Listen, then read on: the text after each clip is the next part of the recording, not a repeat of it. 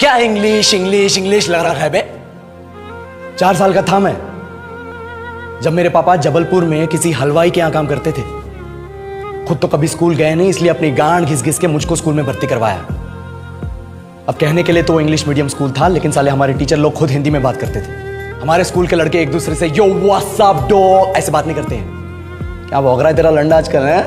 ऐसे गले मिलते हैं। किसी तरह रट्टा मार मार के 10th तक पहुंचे तो पता चला कि जिंदगी में सफल होने के लिए एक ही तरीका है और वो है इंजीनियरिंग।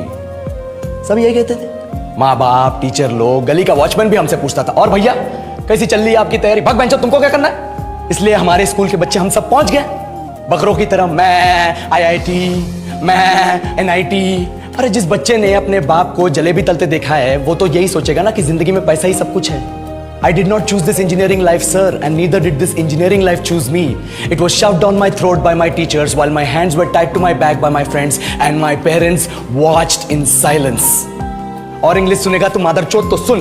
10th के बाद 2 साल लग गए इस कॉलेज में घुसने के लिए, कोचिंग में निकाल दिए। ना कुछ खेले ना कुछ सीखे, और 2 साल बाद जब यहाँ पहुंचे तो पता चला कि बड़े शहरों के कॉन्वेंट स्कूल के पढ़े बच्चे जब अंग्रेजी में बात करते हैं तो मरे हुए फूल भी खिल उठते हैं। आहा, हवा में ऑक्सीजन की मात्रा बढ़ जाती है इनकी अंग्रेजी सुन के। और पूरे कॉलेज की लड़कियां इन इंग्लिश स्पीकिंग लड़कों को अपना जीवन साथी.com मान चुकी है। तुझे क्या लगता है?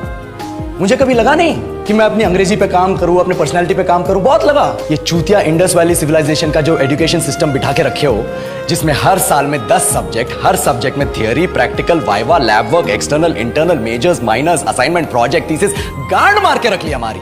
महीनों तक नहाना भूल जाते हम लोग और फिर हमारा परसेप्शन बना देते हो कि हम ऐसे ही रहना चाहते हैं। अबे साल में एक बार कल्चरल फेस्टिवल आता है, एक बार, उसके लिए भी प्रोफेसर से भीख मांगनी पड़ती है। अरे बिना इंग्लिश बोले, बिना लड़कियों से बात किए कौन गांडू रहना चाहता है वैसे?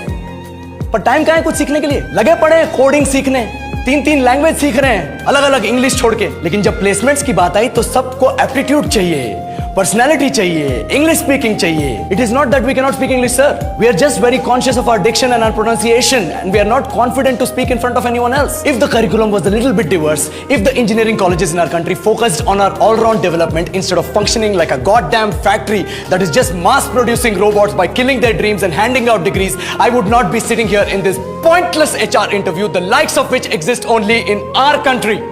ये लो सर, बोल दिया मैंने 4 और लाइन अंग्रेजी में। अब बताइए, क्या मैं आपके मल्टीनेशनल कंपनी के लायक हूं? Do I have the potential to be a slave of your esteemed organization?